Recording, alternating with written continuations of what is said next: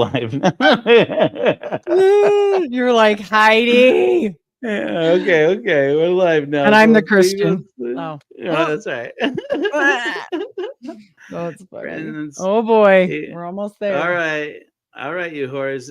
We are live, and we are on with Heidi Luv from the Unfiltered Rise. I have worked my butt off, poor as a church mouse, all day. I went live this morning, Heidi, and I did work on. I made AI video clips for my new devotional video. Ooh. Based on my first sermon, We're Going Home. And I had to a total of, at one point, I think I had as many as 4 people who joined live.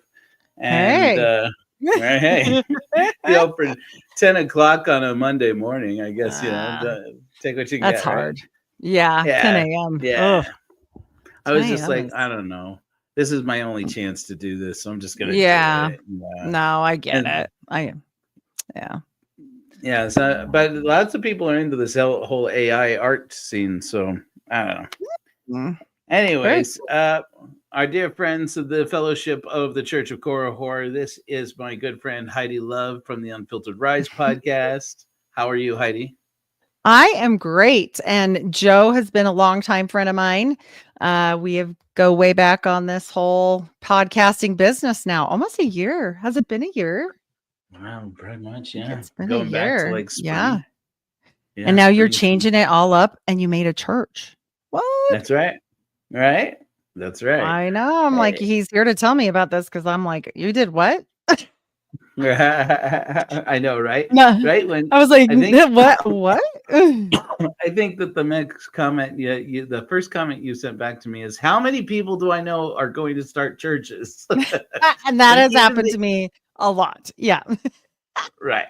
And she was like, even my atheist friend starts a church. I guess I have to start a church. Everybody starts a church. Everybody starts a church. That's what's up. Yes. And even if an atheist can start church, I mean, where are we now in this world? That's right. My favorite thing was when Joe told me I can't do it on Sundays anymore because I have church. And I was like, for an expo, that was pretty funny. I was like, right. Thought we got out of this somehow. I don't know. Guess we're back. And yet you're still a church girl because you left the Mormon church, but still good. She's a good Christian woman, and we like her just the same. I don't go to church though. Yeah, if I do church, it will right in the Bible. It says nothing about going to church. It only says you should become the church. So people forget that. Yeah. Cool. You should be the church. Yeah. I'm game for that. So live it. Yeah. I have church from home. I have all my people join in from home. There you go. That's actually fun too. Hey. But it's just like other churches, except there's a lot more swearing, a lot more sex jokes. And yeah. What do the atheists talk about at church? What do you guys talk about? Oh man. I give you 3 guesses. You won't need all of them. Uh-oh. Is it gonna be bad? Oh no. We talk about science. We geek out on the Church of Science. That's right. That makes sense. That actually does make sense. We do a lot of science. So you do like a whole just a sermon, or we do a sermon. So every Sunday and every Wednesday we do sermon. Sunday sermon. Ooh. We haven't come up with the name for Wednesday. We'll probably just call it Wednesday sermon.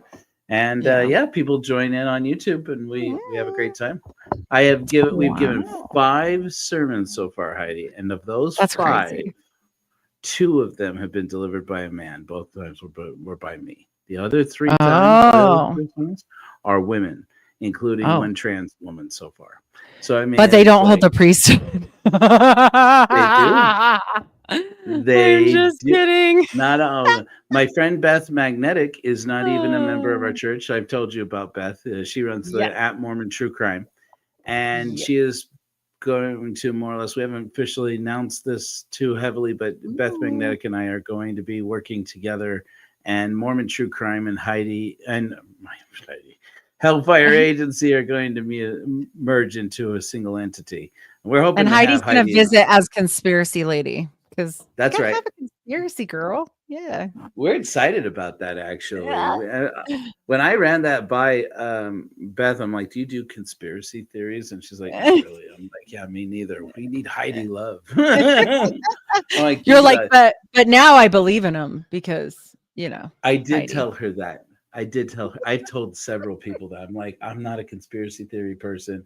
And then I started talking to this conspiracy theory person, and I started to go, "Oh shit, I'm gonna start Yeah. believing conspiracy theories All the now." connections. Yeah. I mean, a lot of people used to say it was I don't know if we can say this word, but another denomination that was up to everything, right? And now I say no, it's definitely the Mormons. The Mormons are in everything. And if they're not, it's also another, they're both four-letter words, but the Reich, it's either the Reich, the Mormons, or the people we can't talk about because then it's anti something etic and then we get in trouble. So I don't want to do that. I don't engage in any of that anyways, but that do tell No. you this much. When the Araxis thing that you shared with me, I went, wait a minute. No. I'm pretty sure I know everything there is to know about Joseph Smith's family. I don't know anything about any devil worship. Now, I mean, Right? some Yeah. Solomonic magic, everybody dabbles in a little bit, lesser key A of little Solomon magic, once in a little while. folky. But Yeah. little Folky. folk magic. Then like you showed me things like that Mars knife. I'm like, I think I do remember something. And then we talked about that, and I'm like, holy crap, dude, this is like full on Satanism. Like not like satanic temple Satanism, like Yeah. full on legit Satanism. It's like you're Yeah. blowing my mind here. I really got to Right? read. It was I really got to crazy. read T. Michael Quinn's books, man. Oh, I you gotta do. get It's so on. good. Because it just really breaks open some things, and then on top of it, I think my more fun part was when we broke your brain on the RFK assassination. Yes, yes, Joe's that face. did. Oh my gosh, isn't that wild? I did a full 180. I'm like that the Mormons were involved in Yeah. Bobby Kennedy's assassination. What? I was No, and like, I like looked at him. yeah. I was like, holy crap, this could actually be real. This could like be a thing. And then you Oh, turned me on to like CIA the guy. FOIA'd. Yeah. Yeah, like the guy that they're holding for it, right? Because they're still holding him, right? Yeah. He hasn't been executed, Well, they and he's MK like, Ultra his brain like crazy. It's a fascinating story. It's fascinating. Like, but who let him in the closet? And who flew Howard Hughes out of Vegas? All Mormons. okay, no, All that one Mormons. I can say there's a rabbit hole. I'm still not gonna come around on what was the one? Oh gosh, there are so many. There are so There's many. so many. That I'm Yes. like, I don't know about that. I don't know about that. You know, what was it? I just had it on top of my head. It was a oh crap, I forget what it was. Anyways, We'll think. we like the Mormon Mafia. We went on Paranoid So America good. together, and we did so Yes. much. We did so much Mormon Mafia stuff. It was like wild. Nevada Mormon is Mafia. crazier than Utah. Nevada Mormons are nuts. They're like Idaho Mormons on meth. They're like crazy. Yeah. For real. Actually, probably. And they're just, it's fascinating. Almost Yeah. well, now you got to have a scandal because you have a church. So That's right. Yeah. Who is it that I was saying that to? I was like, I was in one of Gene's panel decisions over at Latter Daily Digest, and I'm like, you know what you should do? You should come join my church and try to start a succession scandal or a sex scandal. Yeah. And they all laughed, and I said, I don't know what you all are laughing about. I'm being totally freaking serious. Do you know how good PR that would be for us if we had a true blue sex scandal? You don't make it until you got a sex scandal. I mean, Anyways. you got to have some disagreements. You can't just have all the same thing. I mean, that's boring. Who wants to do that? But I will say that we have ordained women to the priesthood. In fact, I am in the process now of setting up my dear friend Jenny Gage, who was a director of the church. So she was a clergy from the beginning and is now going to be ordained to the heraldry. And so she will become secretary of the Church of Korihor. I can't be a herald. I have to be a luminary because I want to help, but I believe in Jesus. That's right. And so we gotta put her in her place. Luminaries That's are our right. missionaries. They help to do our work. They don't have to go out and knock on people's doors. They can. I was actually really good at missionary stuff. Remember, I have at least 4 baptisms under my belt. So hey, maybe that's what we should do. You and I should go. We should go knock on doors in Salt Lake City because they have it coming. Right. Like, I mean, what would they say if you gave them your acronym, though? We don't mention the Church of Korihor's acronym on the podcast. Acronym is pretty funny. I'm like, did you really just start a church called that? And he's like, yeah, I did. And I was like, oh my gosh. Huh. I laughed about it for days. My husband's like, okay, that's enough. I was like, it's still funny. We're definitely gonna have to make T-shirts with it. It's like, if you don't, you're missing out on an opportunity there. Because that's right. Yeah, I don't know. That's pretty funny. So what kind of things? I know we're being silly, but there are things you're actually doing to help people. So you should tell them about it. Oh, thank you. If you people look up in the corner, it probably is in this corner. It looks like it's supposed to be that corner from where I am, but apparently it's this corner. There is a QR code that you can follow, or you can go to korihor.org. That's KORIHOR.org. And you can donate to our drive. We have a blanket drive. Here in Utah, there are a lot of people going cold out there, living on the streets. They live in their cars. And Heidi has, when the first time I told her about it, she said, I got to get involved in this because that's actually something I'm very passionate about. And so, as you know, Heidi, there are a lot of these people out there, people who are living out in the cold, they're suffering, not just in their health, and they're not just in physical danger, but their mental health is just in shambles for most of these people. I mean, you work in the mental health industry, you know all about that. Mental health problems drive people onto the streets all the time. Yeah. All the time. Yep. Yeah. And so at least that way we can try and help. Yeah, we can try and help. Yeah. Well, like I said, out here in Utah, the Mormon Church is trying to sell their churches, not temples, but churches. And because nobody goes to church anymore. And they're closing whole stakes, which is like a diocese, right? And it's like they're closing them down and just deleting them. Like, what's the 44th what state? church? We didn't have that. No, that's an Adventist. That's a Seventh-day Adventist church. And so they're selling these churches, and meanwhile, all these Mormons are going to these city council meetings, like up in Kaysville or whatever, and they're like protesting, saying we didn't, against the state for opening up state resources to get people in out of the cold on nights when it drops to below 18 degrees Fahrenheit. And they're like, no, it's going to bring drugs and crime into our neighborhood. Yeah, drugs are everywhere because we're Mormons. You know what? You know who has the drugs anyway. Right. I better watch my mouth. But yeah. But it isn't. It isn't quite what people might think. I'll say this as a Christian woman. I mean, do you remember could you cite to me chapter and verse the part where Jesus said, behold, do not let any of these, the least of these, into my neighborhoods, for they will bring the drugs. So they will bring the crimes. The drugs and the riffraff. Well, and I think that it just screams volumes that the church often does these collections, like on Fast Sunday and such things like that. But yet, do you ever see them out doing drives or things that you see other churches doing? No. We don't. No, we don't. And wild thing about that, the Community of Christ Church, I see your comment, Gene. I was just going to say hi, Gene. It's the Mormon branch of atheism. You're in timeout, Gene. You're in timeout, sir. Brother. Now you're Evan. Yeah. I love it. No, he's talking to Evan, who is Galerio up there. Oh, okay. I'm like, now you're Evan because you said something wrong. I don't know. I love it. I love Evan. She's good. She's good people. But they don't. Hi, D. Yeah, so the Mormon church, they've got these churches that are just sitting empty. They could take these people in off the streets, and Yeah. they can't be bothered. So No. I mean, It's not a I tax launched the deduction that's paying off apparently, so right, right. I meanwhile, here's the wild thing. I mentioned this in my Sunday sermon. You asked about Sunday sermons, so I take it you haven't been yes. watching my Sunday sermons. I haven't But seen it yet.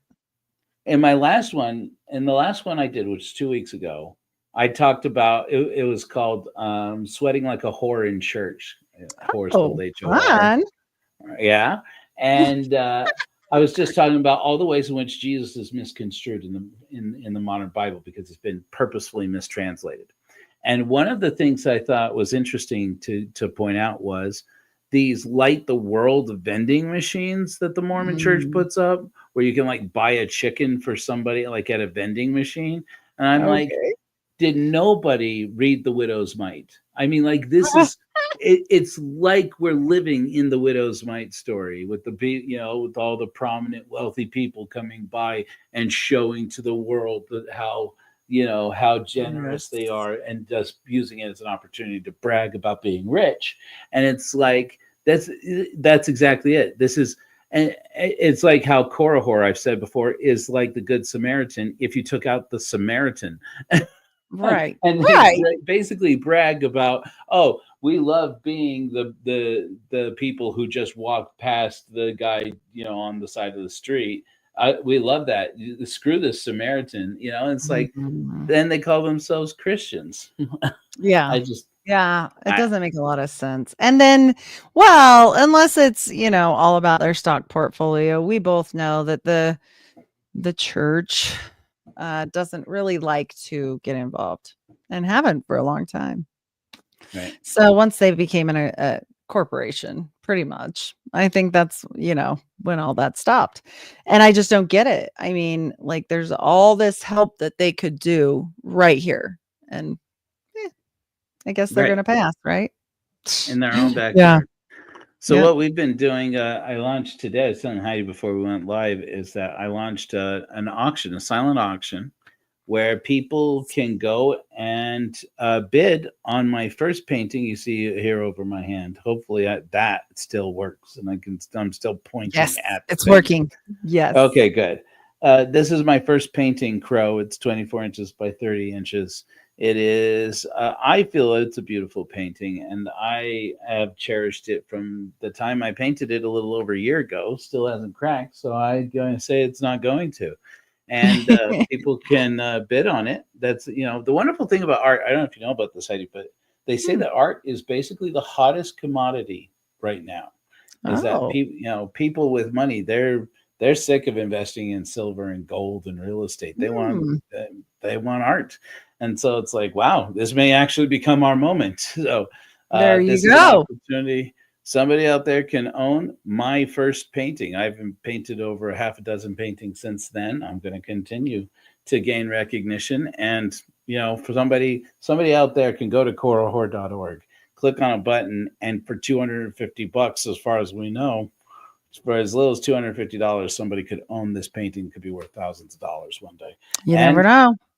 in the meantime, that $250 would put what do we say? So 2 blankets per $25 donation. It's going to be close. Yeah, what am I thinking of? Why can't I math today? So basically, 20 blankets out on the streets. Mhm. Yep. I mean, you Yep. imagine that 20 people out in Utah who were Freezing. warmed Yep. for the fact that somebody went and bought a piece of art that they can look at, and every time they see it, they'll be able to show somebody, say that's not just a beautiful piece of art. That piece of art saved lives. So, Yep.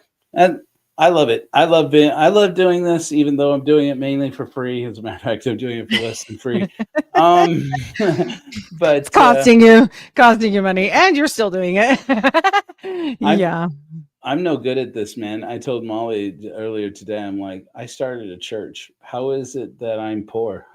I don't get, I must be Eh, doing something wrong. If well, you're anything, not I a know it's Mormon anymore. That's what happened. that must be it. So there you go. The Church of Korihor is not a Mormon church. Stop saying it, Rob Lauer. Stop saying it, Evan. Stop saying it, That's Gene. right. There you go. But what do He's you not think? making tons of money. What do you think, Heidi? Is the Church of Korihor a Mormon church? I mean, doesn't sound like it to me. You're letting women have priesthoods and such, you're True. auctioning art to help people. That doesn't sound Mormon. I don't think so. Oh, Gene says Okay. Mormon, Mormon, Mormon. Rude, Gene's Gene. on you. Rude. Yeah. Do you wear a suit and Me, tie to church? I do, but I don't wear a tie. I don't wear a tie. I wear No tie. my shirt I wear is black currently. Oh, there. Oh, well, that's Yeah. much better. So you have to have a white shirt if you're going to be Mormon. That's Gonna have right. that You have to white wear a shirt. white shirt. You have to wear a white Yes. shirt and a tie.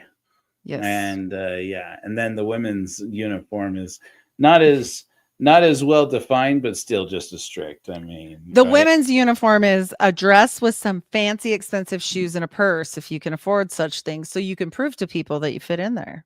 Because it's really just about, your shoes and not about helping people. So, I mean, that doesn't sound Mormon. Did you have 12 kids? I mean, I did not. Okay. You're sounding in the clear. Sounds in the clear. I only have one wife, but I have another part. I have an additional partner. So, but they didn't count that for Joseph Smith forever. So, yeah, that's true. That's true. And in they didn't fact, count that polyamory. in fact, some people like like our friend Jacob Isbell say that it still doesn't count. It's all just rumor. It was a scrape. That's right.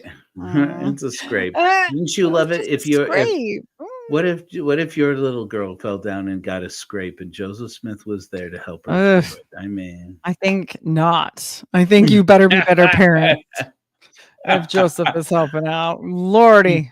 Yeah, he's busy with Lumen Walters doing magic, and I don't know where they are now. So wherever they went.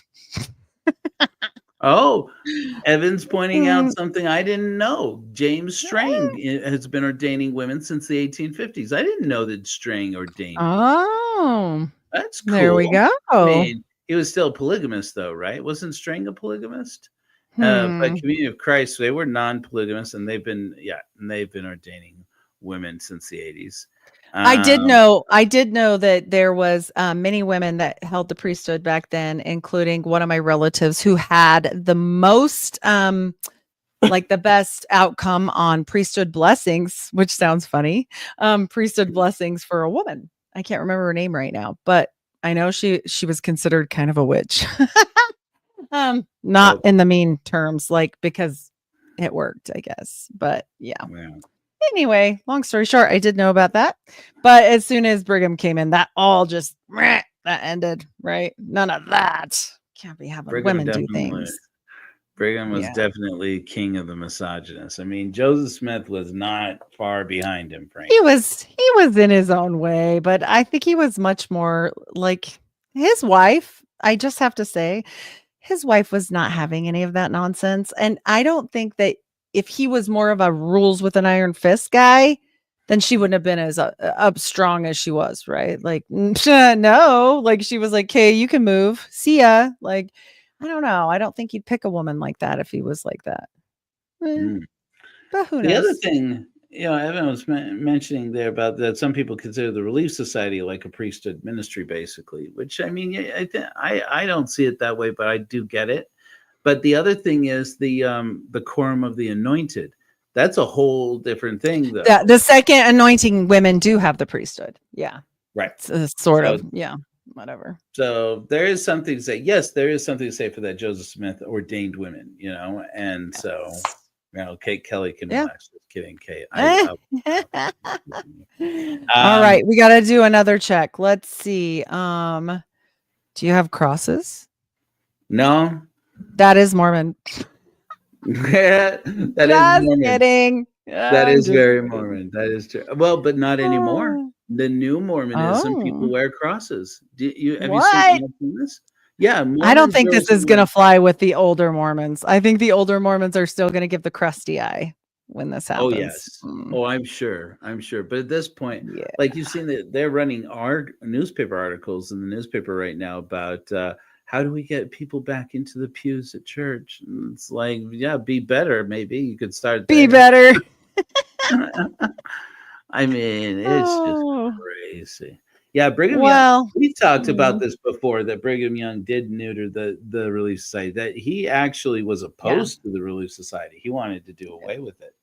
Yeah. yeah, So yeah. I think it yeah. was Xena something was this lady's name that had the most priesthood blessings.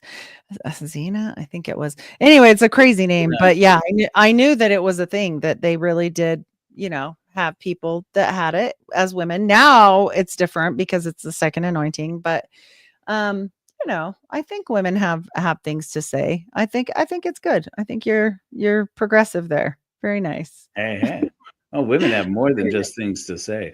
When I was telling Jenny, I've told her several times, I've said it in front of the congregants. I said, look, this woman is a natural leader. My Yeah. husband's comment is funny. Oh, Yeah, I oh, really. is that Brother Love's Travel and Salvation show down there? Yes, it is. Yeah, it's pretty funny.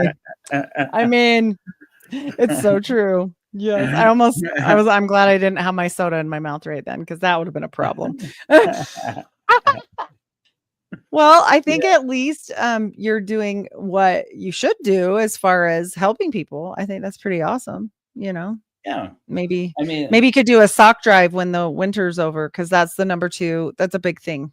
it's a So very good point. It's a very good yeah. point, actually. So what we've been planning on doing is we're going to do a separate drive, and then anything that's left over after we do the blankets this season between here and March, we're going to put towards a drive towards buying a Mormon church house. Now Oh, they, good. yeah. So this is what our plan is in Salt Lake because, like you said, like you're pointing out, Heidi, the Yeah. heat is a killer Yeah. too. And Mhm. so there's only so many layers you could take off, especially before you Right. get arrested and then get to prison. I don't know if you know this. The one of the current plans that they have proposed, it looks like it won't happen, but basically they're going to take the old state prison and turn it into a homeless shelter is what they've talked about. Oh. Now they're looking at changing it. But I'm like, okay, meaning they're going to put beds in the old cells. So effectively, how long is it before they start just taking people against their will and Ugh. putting them Yeah. into the prison? It's like Oof. how are we not basically talking about putting people in prison for being poor? So it's like, Like a sanitarium situation, that might be scary. Yeah. Mm. and so there's like, and it's like, why not just let the churches, on Thursday, I'm going to have Carl Moore on the show. Well, if we can, because the state of Utah has just declared a code blue for tomorrow, Wednesday, and Thursday. So we might not make it to the show on Thursday. I might ask Carl. Why? What was So what, the the code blue is? I do not That, know. that means that the temperature is projected to drop below 18 degrees. And so Oh, okay. Gotcha, gotcha, my gotcha, friend gotcha. Carl Moore, my new friend Carl Moore, is an ex-Mormon who is a native man. He runs the non-denominational organization that's putting together those all-night movie nights because they can't call them Oh, right. all Because they night. can't call it that. Okay. Got it. Got it, So got it, got it. he's he's going to be running these. He's going to be running all-night movie nights. So we'll see if we can actually get Carl. If not, we might have to push it back or Right, because of the timing. Okay. Yeah, that makes sense with the just cold.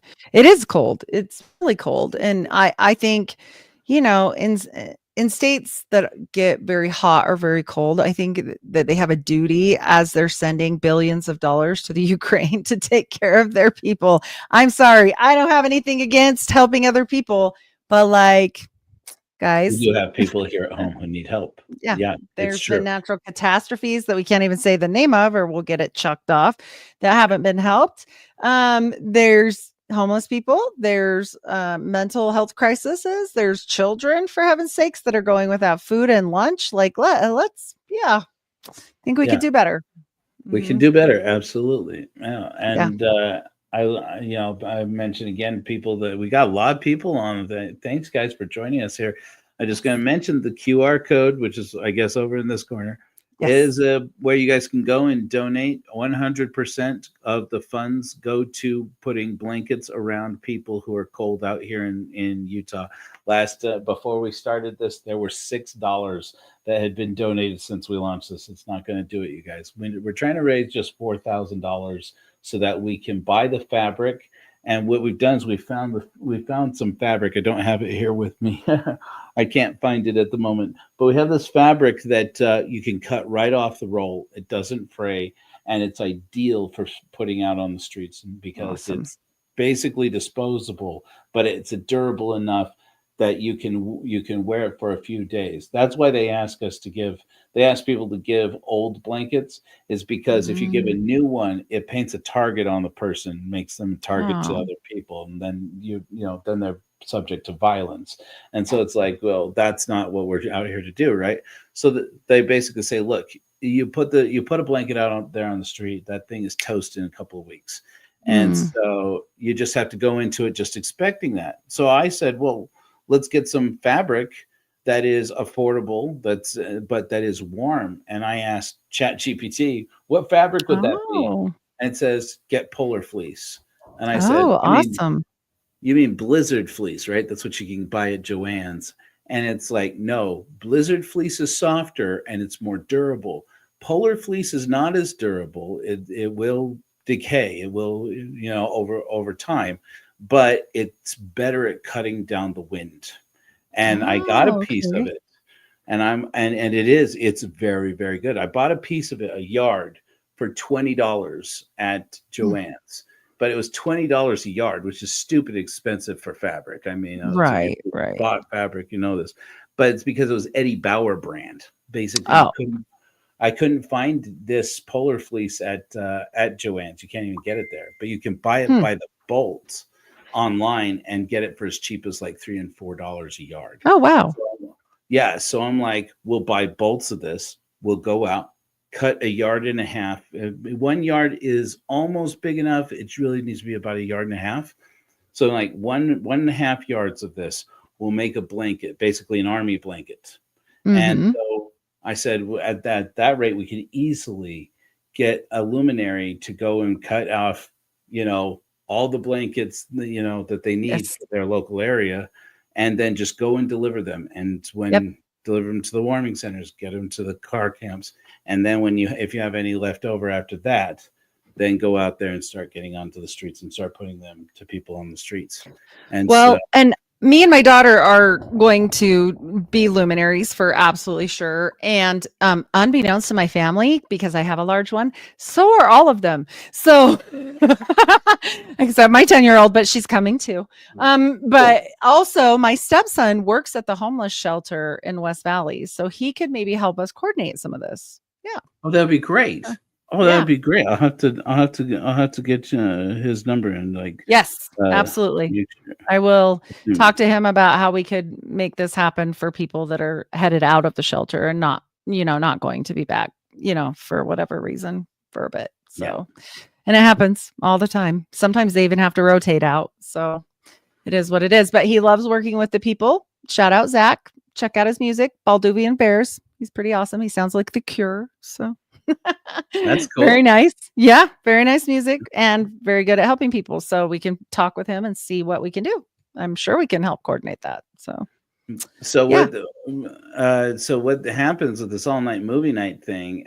They have stopped people from opening warming centers here in Utah. They're trying to locals have been trying to put a stop to it, even from the state, because the state did pass a law last year saying that every city and every county, I think, has to take certain state-owned resources and open them as warming centers when it gets too cold. But at 18 degrees, you might send out, don't call an ambulance, call the coroner at that point. And so it's they started to try and prevent these churches, like the Community of Christ, who opens their doors. The St. Mark's Episcopal in Salt Lake City, they opened their doors. I volunteered there, for like an hour. Don't go thinking I'm like some great Samaritan or anything, but I did go and clean bathrooms and pick up, garbage and put away tables and stuff. And, these are Christians who I think are of the good variety. they're doing the real thing. They're doing the real work. And it's so sad because, my friend Evan can tell you all about this. The Community of Christ, they're not doing well.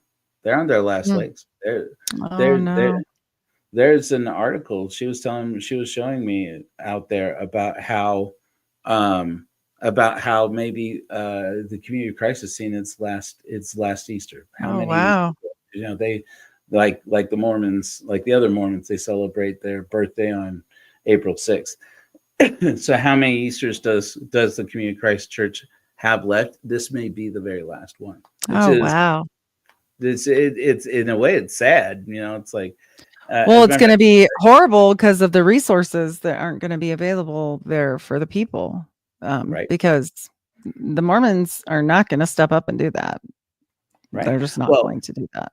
I mean, think about this. While they're not selling these churches and they're not opening them, what did they do? They went to the Community of Christ Church and they paid them like $140 million for the Kirtland Temple. It's like, how many? Do you know how many unhoused people's lives could have been changed for the $140 million? I mean, whatever. Well, they didn't only buy the church. You had to read that article and artifacts and artifacts. So whatever was in that temple that they wanted, they have. Oh boy. Oh, here we go. Heidi Luv with the conspiracies. What are the artifacts in that Kirtland Temple? I don't know, but I gotta find out. I don't know. I'm gonna think. Let's see here. What do we not have? Gold plates. Not gold plates, but they went back to the angel. We can't count that, right? Hello. Somebody asked me the other day if they were stolen because I did a podcast and he said, and those plates were stolen, right? And I'm like, definitely not. No, we're not stolen. They attempted to be stolen. They were attemptedly, right? They were in a log, apparently. It's very crafty. Very crafty. Like the craft. like craft masonry. Yes. No, but the interpreters. Here's an interesting thing. Do we know whatever was said to have happened to the interpreters? Because I'd always understood that the interpreters for the giants. You were the first person to remind me of this. That they were made for giants. Giant. They had to go back to the angel. Sorry, the Urim and Thummim went back with the plates to the angel. The angel needs them. But he's not an angel. He's a dead guy. He's a dead guy. Is it? Just saying. Is he actually? Yeah. In that? Well, because he's a dead guy. Because so Moroni can't be an angel. Yeah, but no, they did. They called back for the Urim and Thummim for real. I'm not kidding. They said that. Okay. Yeah, the plates. Then the breastplate. Then right. It's attached. Yeah. Right. It was attached. Right. Yeah. Well, I mean, he needs them. Yeah. Angels need that shit. I don't know why. So in Mormon theology, those of you out there who don't know, Mormon theology, angels can be either disembodied spirits or they dead people who are resurrected. They can be zombies. They are resurrected zombies. Yeah, exactly. And there's really no distinction really between Joe Mormon theology. You've forgotten there is a distinction. You have to shake their hand to know. Yeah. No, that's true. That's true. Okay. Joseph Smith gave them a test and said that if you go, and this is a very clever test. This is how clever Mormonism very gets. Clever. That if some angel, if you want to test if an angel is an angel, really a devil disguised as an angel, angel, then you go and offer him your hand, and if he goes to take it and you don't feel anything, then you know that it's a demon, it's an angel of light. But if he's a spirit, if he's a spirit angel, then he will say, I can't do that because I'm not, I'm not a resurrected being. I've not been born yet. And then, but if he's an angel and he offers to give you his hand, then you'll be able to feel the substance of his hand. And so, and that's how you know that the devil, there's no way that the devil can crafty his way around that. That's solid. Right. It's solid. It's a solid handshake. And I wonder if Joseph is now running around shaking hands as Baruch AL. Oh boy. You And for see? any Mormons, they may not know this, but yeah, that was Joseph's code name. And actually, Uh, it is an angel, but it's also a demon, depending on how you spell it. And he kind of spelt it the other way. So I don't know. But yeah, it's interesting. Yeah, very I thought interesting. that we haven't talked about this yet, but did I send you the thing?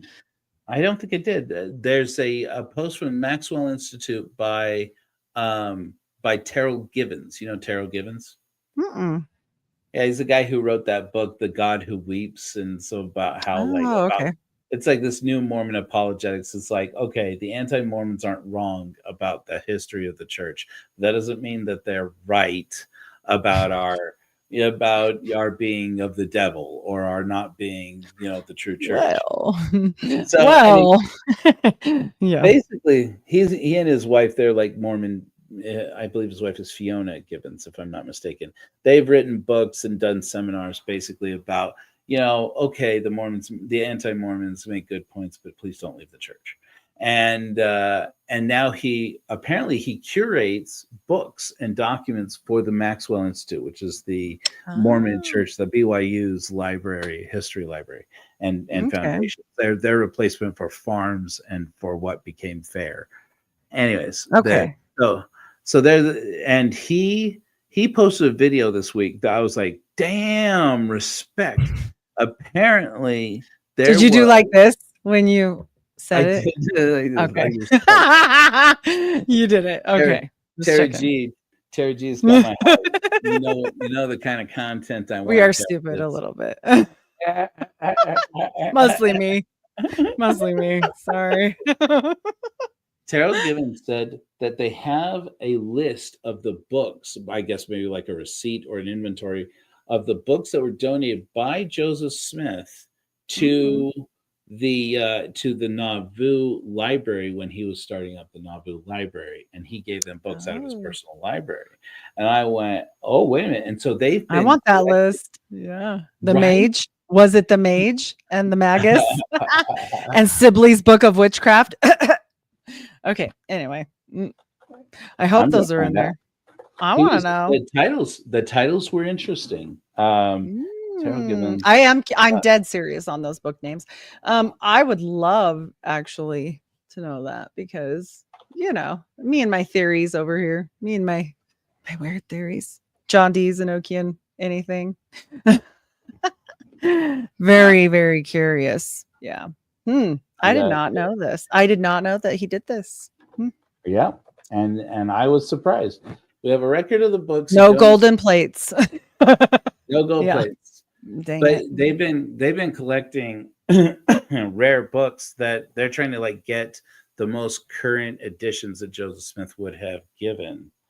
And this is one of them. He was pointing out a review of Jonathan Edwards' Inquiry into the Freedom of the Will by a philosopher named Henry Tappan. Let's see here.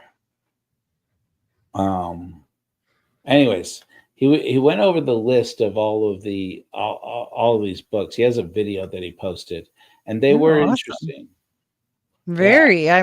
I'm curious. I'm very curious what the Poe farm boy has to say about reading and writing. And that's just the thing. Yeah, exactly. Mormons make a big shtick about how Joseph Smith's mother and his wife like to talk about how he was a big dummy, and Joseph Smith was Big not dummy. a dummy. Right. He was I mean, dummy. He was well. He wasn't terribly clever, but yeah, he was well read. I mean, in the same book where his mother says like basically he couldn't string together a sentence, she also says he read. This is something Terrell Givens says that Joseph Smith's mother said he read widely and deeply. Here's my thing. Listen, the family of the dad, okay, Mr. Azael, his Joseph Smith Sr.'s dad is named after a fallen angel, like Azazel, who also died on Halloween. That's fun. But anyway, here nor there. They come from Salem, Massachusetts. And I love how they kind of leave this line out. But if you go to the Uncle Jesse, you can see it all. They were statesmen. They weren't poor farmers. They were statesmen. And the only reason why they became poor is because they got ripped off in the ginseng thing, Right. like when they lost their ass. So just because they didn't do deals good doesn't mean they were all idiots. I mean, he couldn't read or write, but he's studying Hebrew. Right. What is going on? Come on. Right. And we have letters Nah. written by Joseph Smith. You have the Revelations and Doctrine and Covenants, the sections of Doctrine and Covenants. I mean, yes, it would be one thing to say, oh, Joseph Smith's just saying these words and doesn't know what they mean. And, Right. But come on. I mean, does anybody actually believe that? I don't think anybody actually believes that. I mean, yeah, I hope not. Yeah. I mean, look at the voices that people love to brag about. There's all these different voices of Joseph Smith in the Book of Mormon, or all these different voices in that you can analyze it out.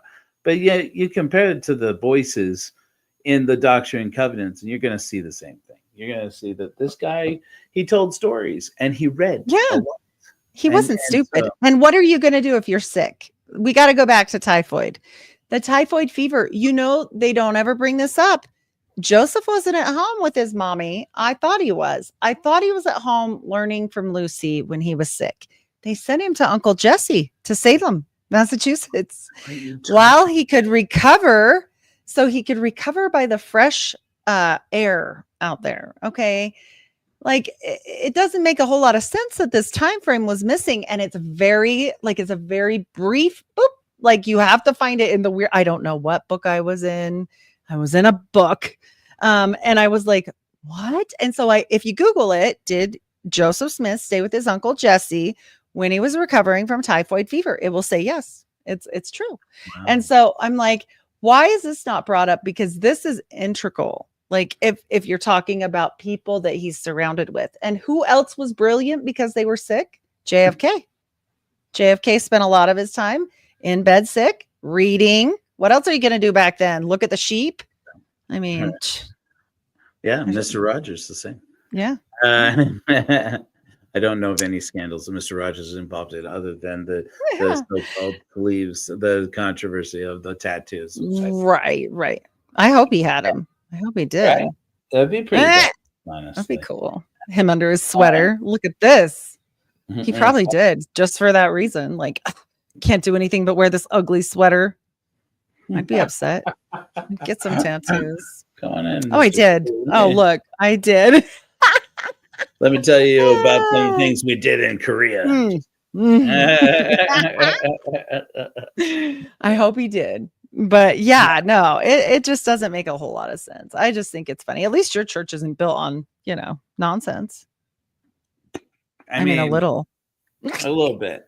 The first, I've been putting together a book I'm calling the Korihor Canon. I don't know what we'll call it in the end, but the first chapter in it is Alma chapter 16 from the Book of Mormon, which is the story of the martyrdom of Korihor. You can't have Korihor in the church and not have an explanation of who Korihor was. Right. Because then it's just a fun name. Right. It is a fun name, though. I mean, it's a little bit of a mouthful to say, but it's cool anyway. Korihor. Yeah. And then you got to put out more of your regular books, because what is the Korihor Church without the Korihor argument?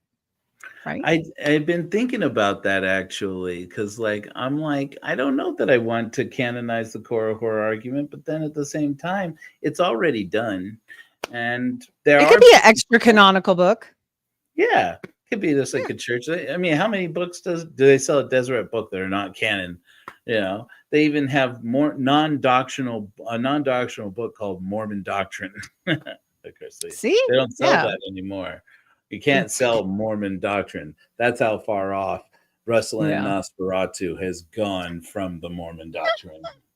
Nosferatu. Yeah, Nosferatu's busy. He's getting these bones together for his bonesman meeting.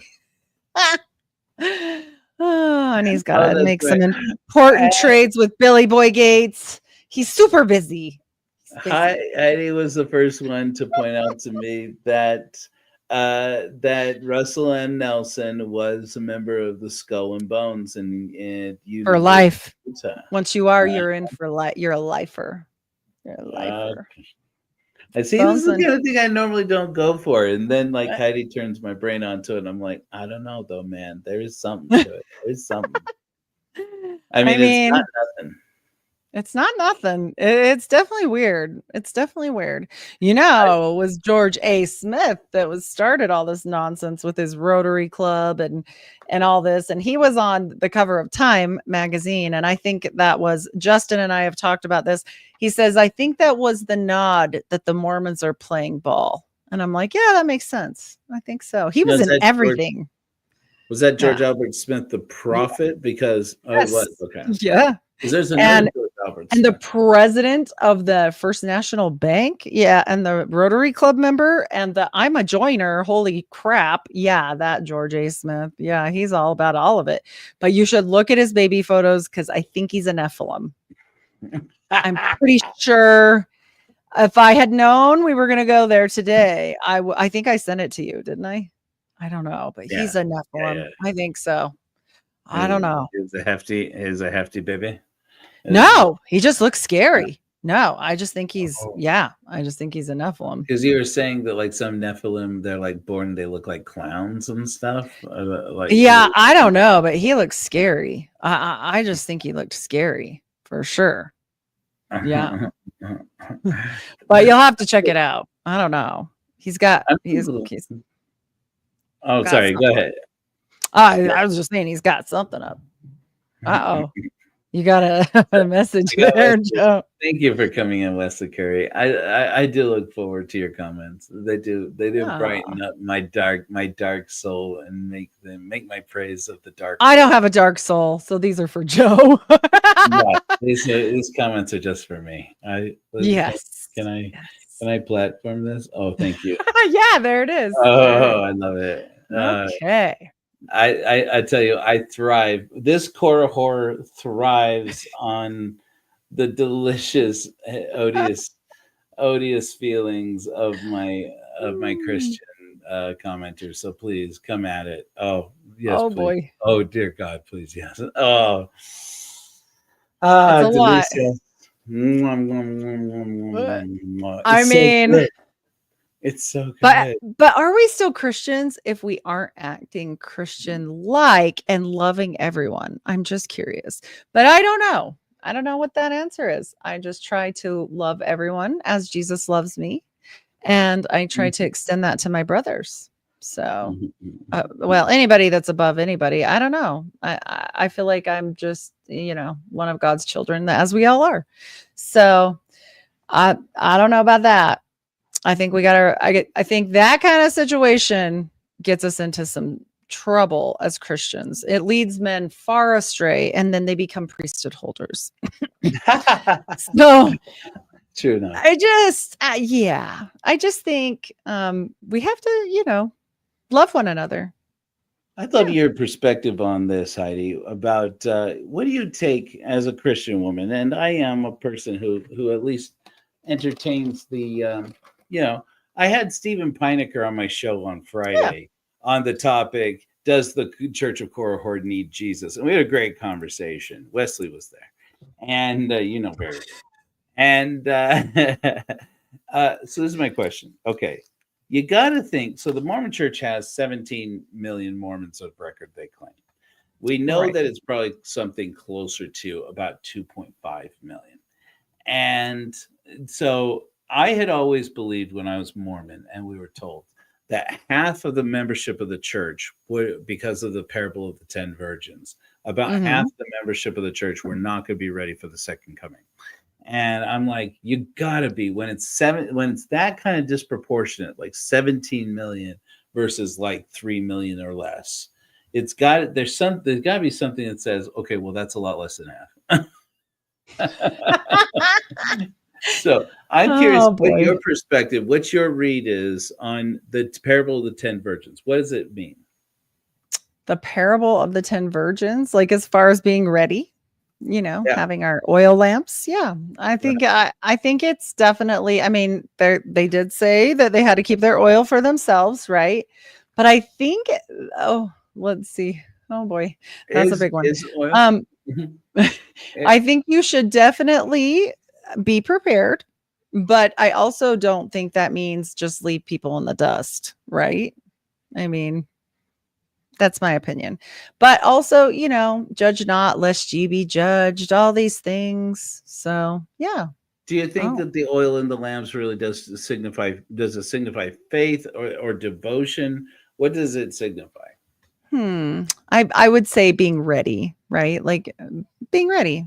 Always be ready. But the readiness isn't like prepping or such I things as was, we have often been taught, right? I This was is gonna more say, about a light within, I feel. This is about loving God and acting godly no matter what the circumstance, because who shall save a wretch like me? I mean, I don't know. I just think that we have to be very careful, especially when we yell in all caps. I Oh love boy. that you said that though, Heidi. 'Cause I was just talking on yesterday on Sunday sermon. I did a part where Jenny and I were talking about the light within, and we call it Yes. the light. We call it the light of reason. I don't believe it has anything to do with Jesus, but that's cool if other people do. But I was talking about how, in the Book of Mormon, of all things, I'm quoting the Book of Mormon. There's a passage that talks about Gene would say Mormon, Mormon, Mormon. Mormon. Yes. That there are things to act and things to be acted upon. And of all the theological, metaphysical ideas of Joseph Smith, I think that's probably one of the better ones. Is like, okay, so basically we're in this universe and we are either choosing, are we things to act or are we things to be acted upon? And if we become things to be acted upon, in Joseph Smith's idea, I think he's trying to convey that that's the same as being damned. It's the same as being condemned. And so it's like, okay, so you must choose. So choosing to be righteous is about more than choosing not to do something, not to commit this sin, not to commit that sin. It's choosing to act, choosing to get out there and get something done. Yes, definitely. And Definitely. like, And I think that has to happen like with our brothers. I think the biggest thing is that people miss that attend regular quote unquote churches is that Jesus hung it all on the cross after he died, that grace is like given, that it would be like me borrowing hundreds of thousands of dollars from you, Joe, and you giving me $2, like I give you the $2 on it, put this on it, and you're like, just don't even bother. Like, what? Why would you bother with $2? Like, it's so much money, right? And so it's not anything else, but there was only one thing that Jesus talked about after the cross, right? And what was it? It was love one another. Love one another. And it's so difficult for us because we want to say only love one another if you have nice shoes at church. Love one another if you have good stock holdings. Love one another if you are a Christ follower. But Christians weren't even called Christians back then. This was called the way.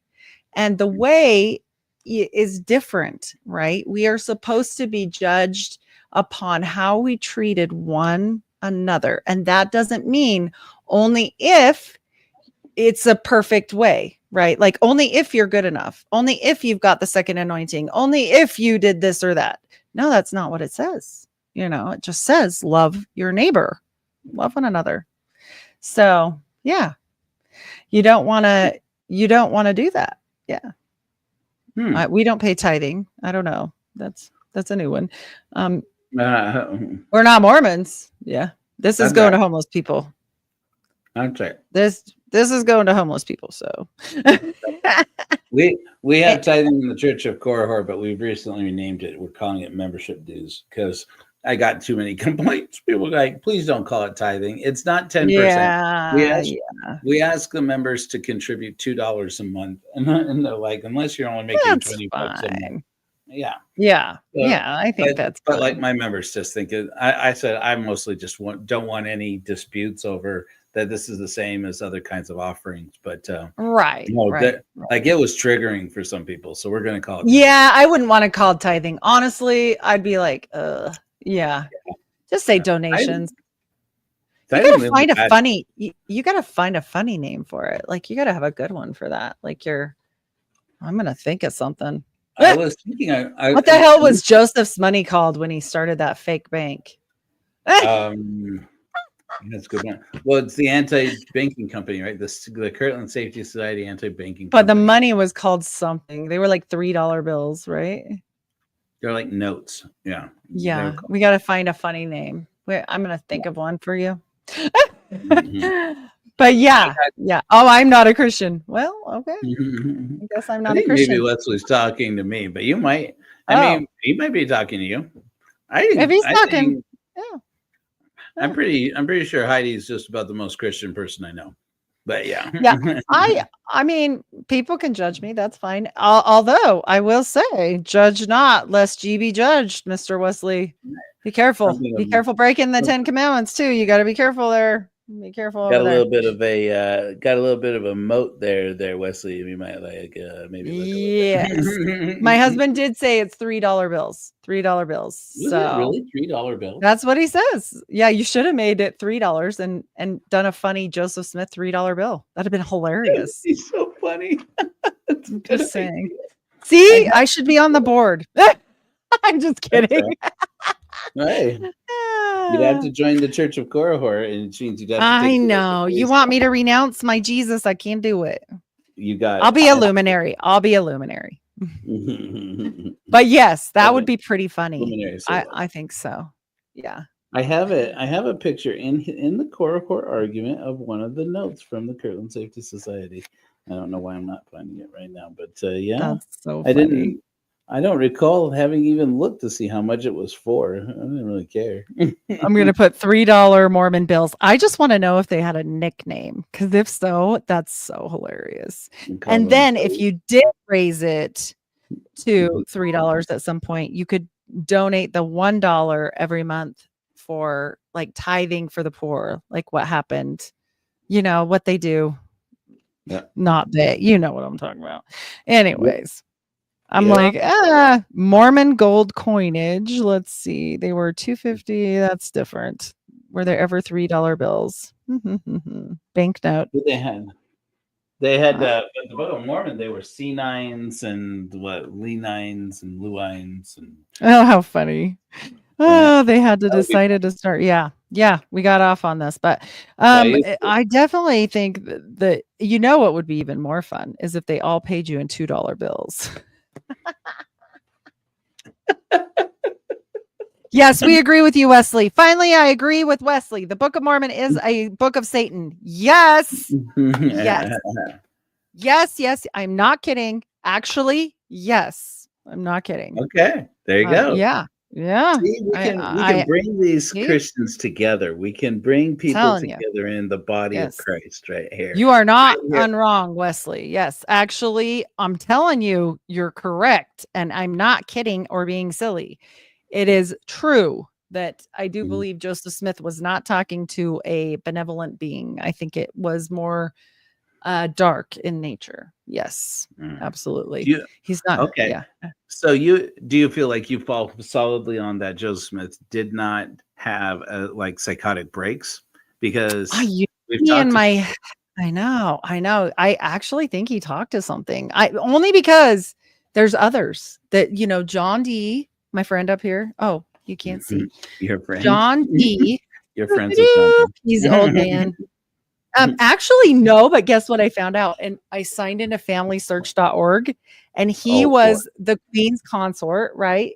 And I'm related to her. Which I thought that was pretty funny. Okay, so he helped her, and he would like give her advice or whatever. And he spoke to angels. Well, not him directly, another guy, but like hiding out everything. Nostradamus did it in pools of water. We've got Muhammad who would do it. And we've also got my favorite one of all time, Crowley. Crowley spoke to Awas. Awas wasn't an angel, but it didn't have to be. And then we've got, Scientology stuff, all the fun things. There's lots of people that have talked to lots of things. I'm just saying. I think there's something out there. I really, really do. Yeah. Okay. And so that's just for me. But yeah, for real. Why do you not feel that? Christmas. Oh, I love Christmas. What? I missed it. I feel a Christmassy feeling. I still say Merry Christmas. I make jokes about it. I mean, I did have I had people who tell me they felt. Thank you, Wesley. Put Jean's comment. up there. There you go. Yeah, there you go. You got Gene up there. Gene, there you go, Gene. Yes, Gene is also correct. So we've got 2 corrects. This is also correct, and the Book of Mormon is satanic. Yes. Yeah, I've had people telling me that they feel the Spirit in the hymns. Ex-Mormons who say, I hate to tell you this, but I feel the Holy Spirit with the Korihor hymns, and one of them is a Christmas hymn. It's a solstice hymn. Should we play it for Wesley? Do you feel like hearing a hymn? I think the cupcake hymn. I think. Oh, would you like to hear "Lick My Cupcake"? Yeah, this will be a good one. All you ex-Mormon women out there, especially, you're gonna love some of this Church of Korihor. Let's see. Here we go. Oh boy.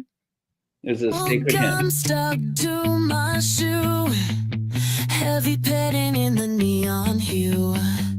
Cracked vase on the kitchen floor. I get what I want, then I want more.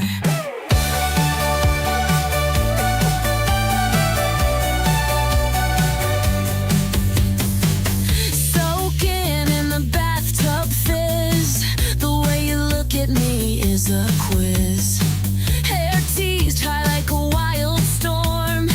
In your arms I feel so warm.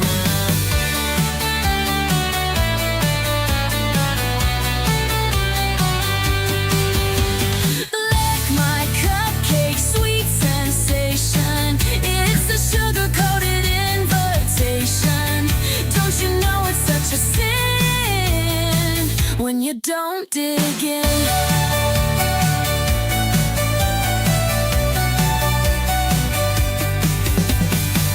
Ripped tights and a leather jacket. Got a secret, can you hack it? Lights blur as we drive fast. Make this moment last and last. Pink lipstick on your collar screen. We make a pretty reckless team. 80s music in the air. Nobody else can compare. Lick my cupcake, sweet sensation. It's a sugar-coated invitation. Don't you know it's such a sin when you don't dig in?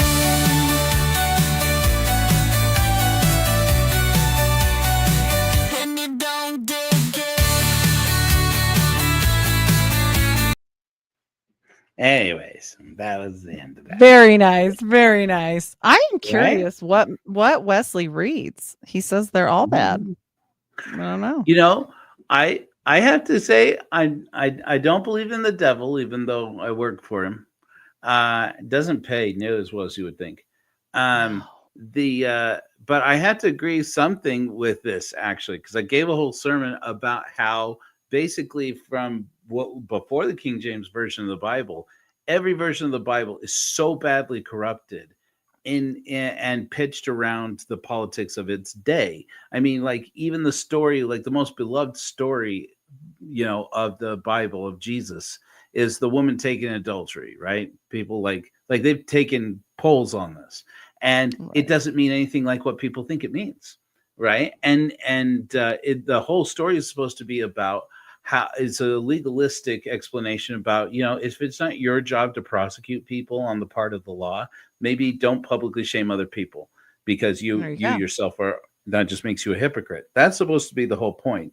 Instead, it became all about sex. And it's like, and that's because the guy who started that is St. Augustine, was one of the biggest apostates, you ask me, of early Catholicism. He's a guy who shaped the Christian idea that Jesus was this body negative, sex negative a-hole, you know, and that all was changed. And the King James version carries it forward. But then in the 19th century, after Joseph Smith is gone, right, they had a council here in America that became the ones who basically started to translate all these passages of the New Testament into being very sex negative, very much about homosexuality and things like that. There's nothing in the original Old Testament, in the original New Testament, condemning homosexuality. There's nothing in there. You know, that all was added in as Victorians. There were members of this committee, 50 pastor committee, basically, who quit in objection, saying, you guys are changing the word of God, and that's not okay. And you're doing it to suit your agenda.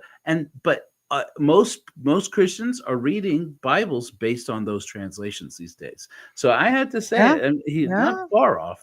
Not far off. I mean, Wesley's had 3 points come up tonight that are all good. So Wesley, there's you might that. get saved after all. You might be worthy of the grace of God. I mean, you never know. But he might also save a wretch like me. So you watch yourself and be kind, right? We all got to be kind. And the first piece of kindness that I think people could do or should do is donate to Joe's blanket drive, because I think this is very worthwhile, and it's going to be really cold here. So the sooner the better. Yeah. Do you think, honestly, and this is sincere, do you think that Jesus would have any problem with Christians giving atheists, a church of atheists, money to help them put blankets around people who are cold out there?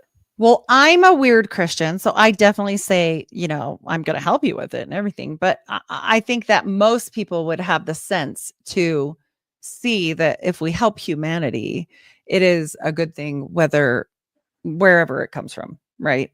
Like, let's be honest. They're not asking other people, like when they do these drives at Christmas or whatever, speaking of the Christmassy feeling, where the people ringing the bell, do you go up to them and do you believe in Christ though? Or are you an atheist? Because I can't give my change to you. Like, nobody does that, so I think that, I think it's done to help people. And I think that even though you're not trying to get to heaven, it might just give you a point in the right direction, Joe. Just saying. I love it. Yeah. Right. You never know. Who knows? You never know. Who knows? I don't really care to go to heaven. I have it on good authority that George Carlin is in hell. So that's where I'm going. Oh, that's fun. Right? Oh, jeez. I figured out the new way to explain Korihor to people. I say, I was telling somebody this yesterday. I said, do you remember George Carlin's Invisible Man sketch? And they're like, no. I'm like, are you serious? The Invisible Man bit? And it's like, that there's an invisible man and he lives up in the sky and he has 10 things he does not want you to do. And if you do them, he's got a place of fire and burning and torment and torture, but he loves you. Yes, you. I think I do remember this. Yes. Right? Remember that? Yes, I do remember this. George Carlin did it better than anybody, but 100 years before him, the guy who did that bit originally was Joseph Smith Jr. And in the Book of Mormon, of all places, because that's Korihor all the way. That's so funny. That's an invisible man. He's got 10 things he does not want you to do, but he needs money. That's right. That's right, Joseph. And Joseph had a lot more than 10. So many more. And but he I didn't don't follow think, like any of them. That's the wild part. I mean, like the book, like the Word of Wisdom. Did Joseph Smith follow the Word of Wisdom? Someone saw me on that. Well, they don't know that he owned a bar, Joe. They don't know. They don't. How much proof do you need? I just need to find one link between Joseph's bar and the Borman brothers to connect it all back to Hitler. And I'm going to find it.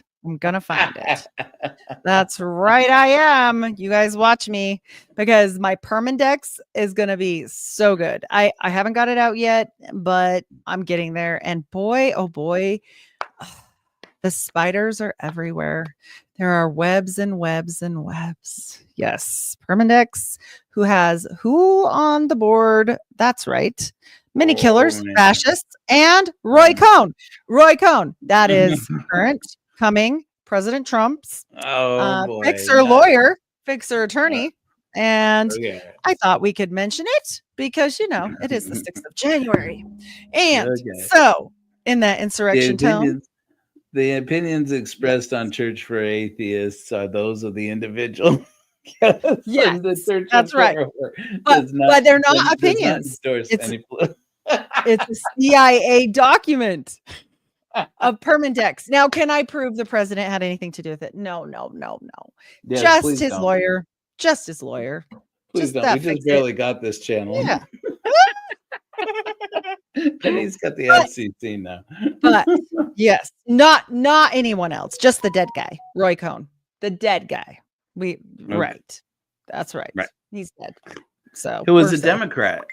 I'm not that Yeah. means anything. You That know, doesn't mean anything. Democrats was something different back then, but also, you know, he was a banker, so in a banking That's right. family and such, you know, these fun things. But after all, I think we have to remember one thing: this church is not about crazy Mormon stuff. This church is not about the fun things we talk about, because usually we're talking about silly things that are of our past. And now Joe has gone forward and not being a Mormon. So Thank you. there we go. There you have Hello. it, Gene. It's Coach. We got Coach in the audience. We got Coach with us. Cultural Hall. You don't change your name for that guy. Tell that guy to go jump in a lake. If you heard this controversy, Heidi? What? No. Cultural Hall. Is it the Mormon atheist thing? No, but it's not far off. Basically, the Cultural Hall. He has this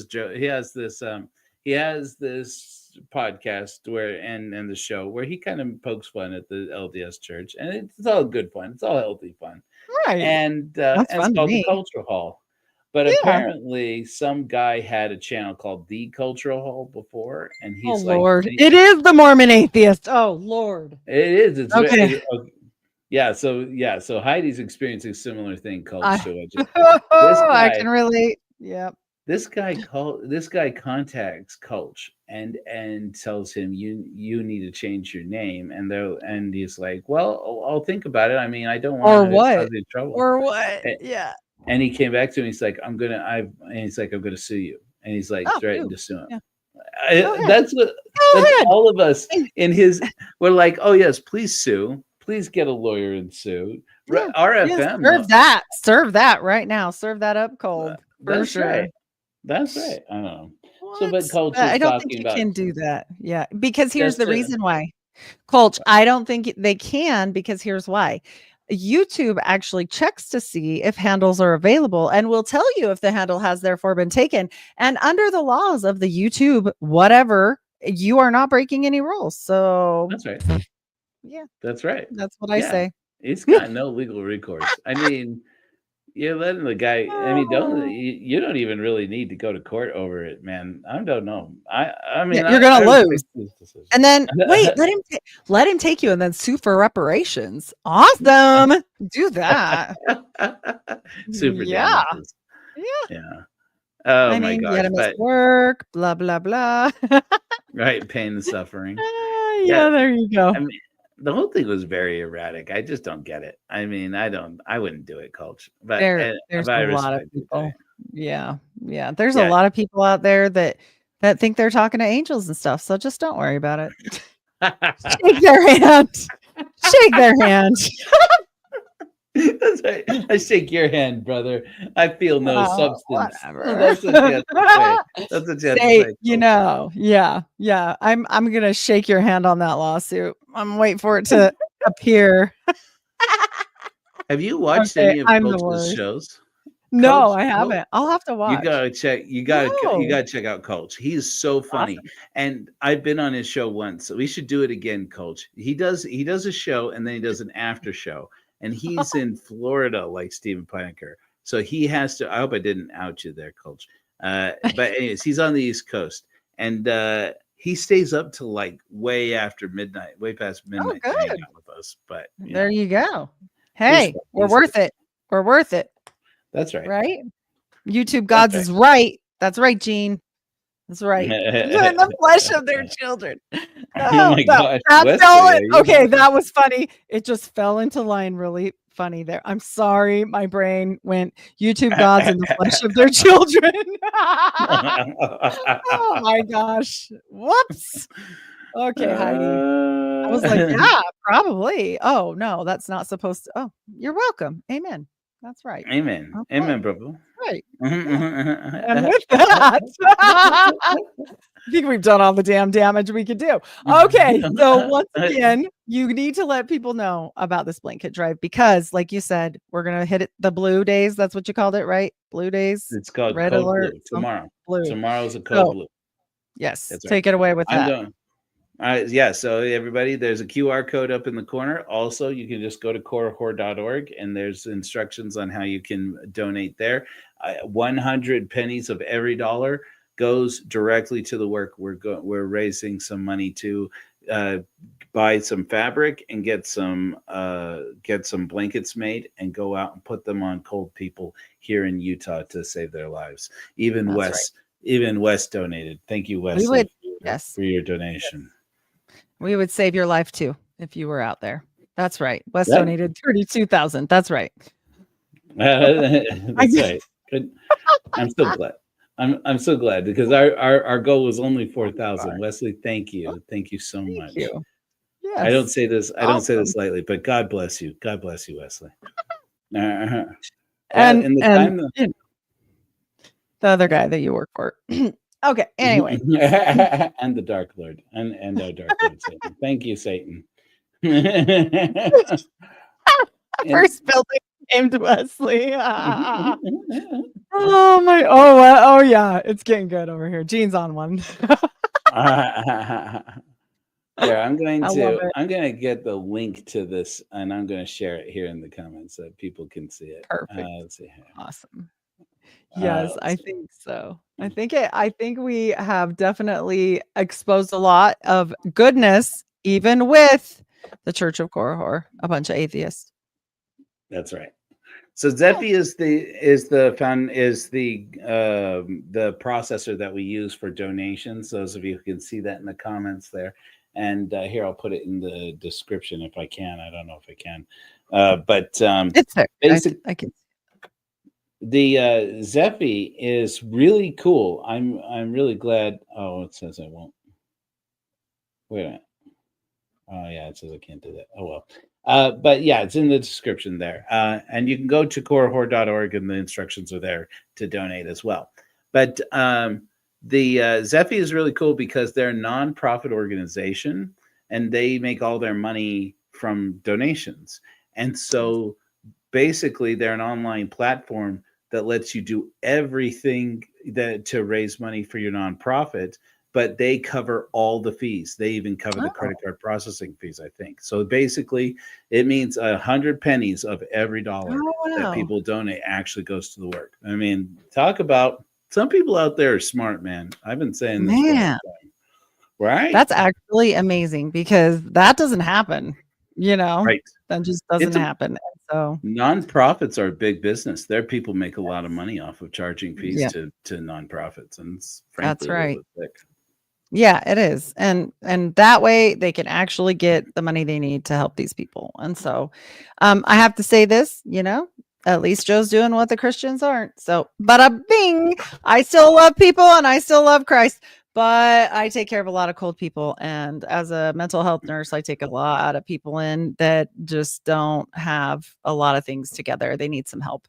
You're not wrong. Mm-hmm. So I'm happy for that. And I'm happy to be a part of it when it's time.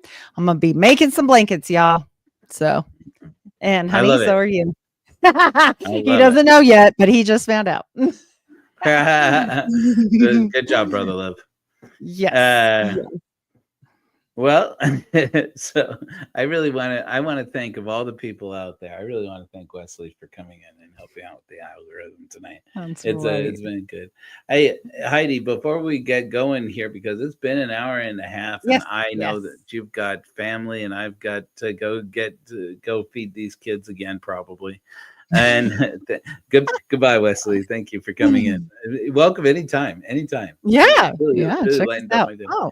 Tell us how we can find the Unfiltered Rise there, Heidi. That's right. All right. Well, I am happy to be here. I, as always, love chatting with Joe. It's always a highlight of my day when we chat. So I thank you for that. I thank you for everybody that came and listened. And thank you for the wonderful comments. I am Heidi Luv at the Unfiltered Rise podcast. I'm everywhere podcasts are served. I do have my own website. It is unfilteredrisepodcast.com. And I do have a Patreon where me and Joe, we talk like this, but about murders and stuff. Yeah, it gets Yes, spooky over there. Yeah, We have Mormon a good murders. Mhm. And we've got a good one coming up, actually. So I'm going to tease that. So Israel Keys was a Mormon, guys. And I don't know why more people aren't like, oh my gosh, Israel Keys was the scariest serial killer ever, right? But like no one talks about him. You know, just the sheer fact of how he wrote his exit, which we'll save for the show, is bananas. And so it's worth a listen. It's worth a listen. 10 times better than Ted Bundy, if you ask me, just in my opinion. Spooky. Well, just because he Threw it planned so down. good. I know he planned. He And threw he's it down. scary. Yeah. Ted he's Bundy. scary. That's wild because Ted Bundy's some crazy stuff, man. But he didn't pre-plan it 2 years in advance and hide kill kids. I mean, who does that? Israel true. Keys. Israel Keys. Israel Keys does. So yeah. Although he lost it at the end. Whew. Yeah. All right. Well, that's everything for me. Again, Joe, as always, I guess I'm your third wife. I don't know. I'm his TV wife. So, as always, I'm happy to be here. Mormon. And thank you, everyone in the comments. Definitely Thank awesome. you guys. Thank you all of the Unfiltered Rise audience for joining us tonight. You guys really made this a lot of fun. So thank you very much. Bye. And don't forget to like, comment, and subscribe. Bye-bye.